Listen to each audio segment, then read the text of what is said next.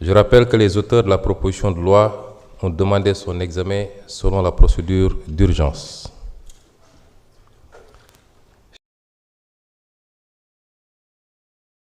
Par courrier en date du 19 juin 2026, a répondu, conformément aux dispositions de l'article 69 du règlement intérieur de l'Assemblée nationale,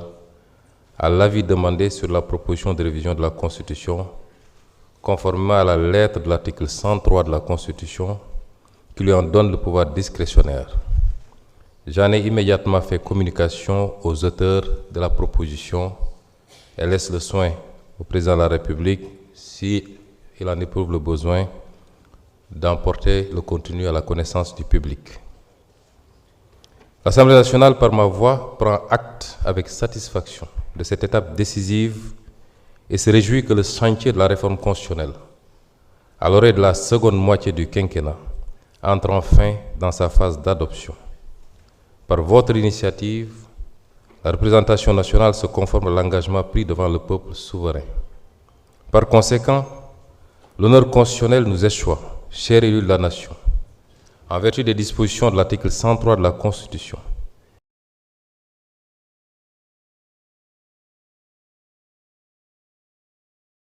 De révision constitutionnelle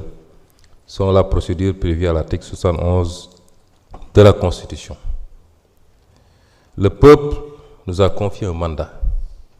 Ce mandat est clair et sans équivoque. Mandat que l'on doit honorer pour être à la hauteur du contrat de législature qui nous lie à lui. Nous le lui devons. En effet, les réformes de rupture constituent le socle idéologique de tout contrat de législature. Elles ne sauraient dès lors être appréhendées que sous le prisme de l'agenda populaire, le seul agenda pour lequel notre allégeance politique est inconditionnelle. Il convient ici de le rappeler, l'entreprise réformatrice n'appartient à personne si ce n'est au peuple sénégalais et à la représentation nationale dépositaire pleinement de la légitimité populaire. Digne représentant du peuple,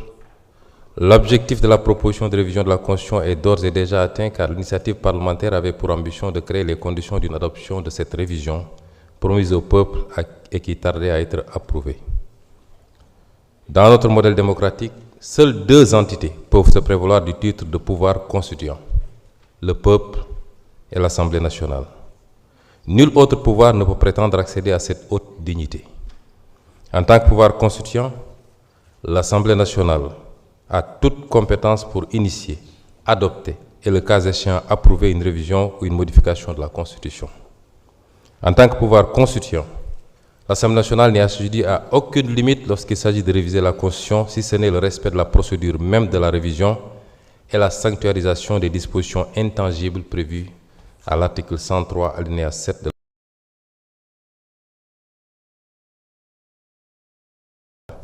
le mode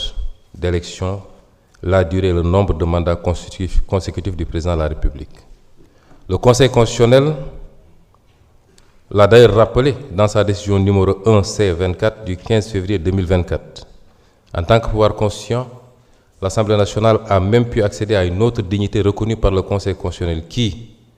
dans sa décision numéro 3C2006 du 18 janvier 2006, déclara au considérant numéro 10 de la dite décision que dans le cas de la révision de la Constitution par la seule Assemblée nationale, le vote à la majorité qualifiée des 3/5 réalise à la fois l'adoption et l'approbation de la loi. Cette jurisprudence du Conseil constitutionnel, jamais démentie ni contredite depuis lors et qui n'a fait l'objet d'aucun revirement jurisprudentiel, conforte et confirme la prépondérance du pouvoir constituant dérivé dans la procédure de révision de la Constitution. mbokk yi waxtaanoon nañ wala communiqué yi bureau bi def ak conférence des présidents yégal na Sénégalais yi ni am na benn proposition bu am solo boo xam ne ay député andi nañ ko fii pour ñu xoolaat li nga xam ne mooy constitution Sénégal di charte ndeyu réew mi ndeyu charte réew mi bi loolu amee it jaaral nañ ko fi ñu ko war a jaarale bureau bi xool na ba reconnaître ni c'est recevable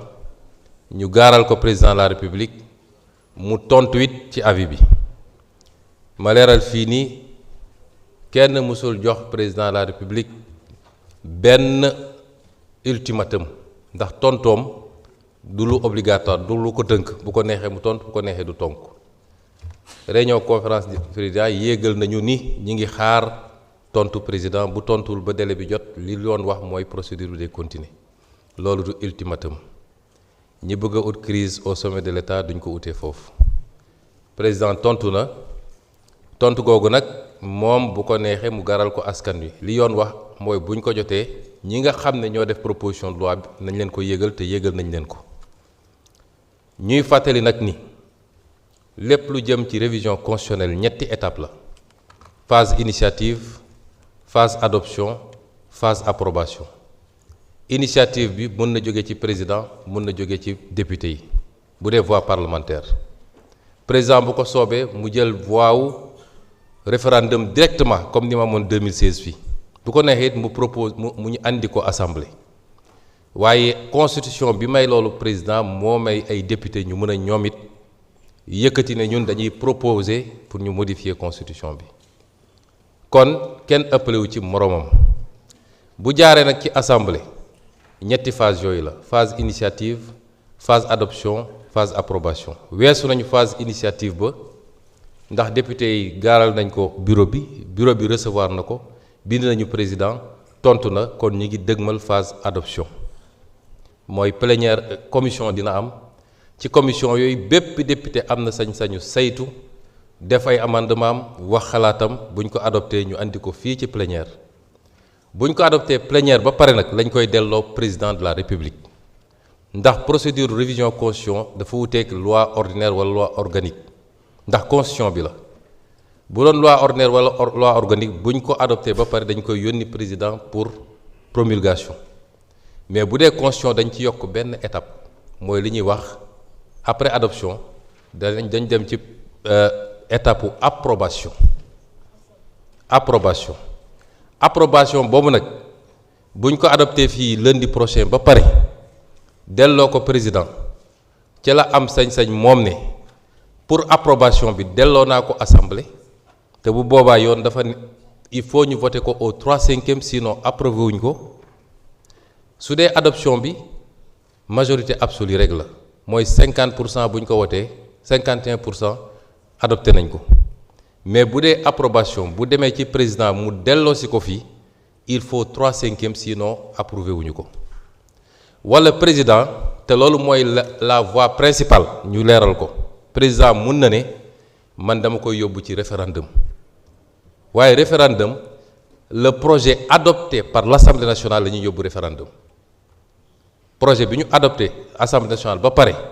moom rek le président mën a yóbbu référendum mënatu ci laal benn article wala benn virgule mën na def recours conseil constitutionnel waaye mënatu ci laal benn article wala benn virgule.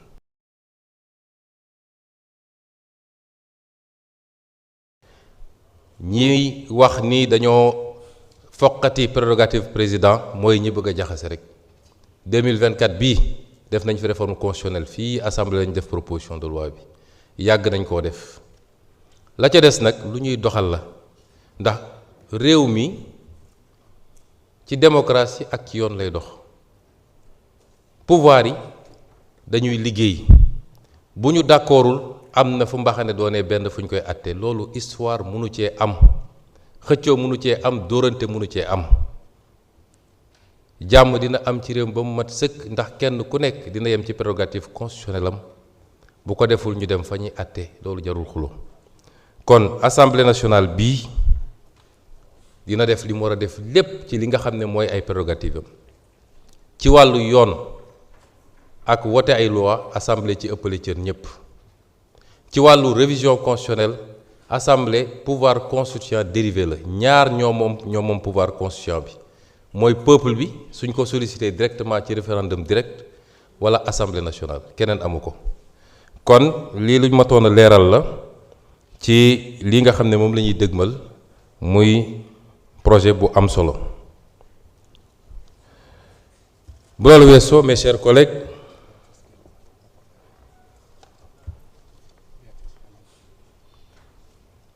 La porte-parole.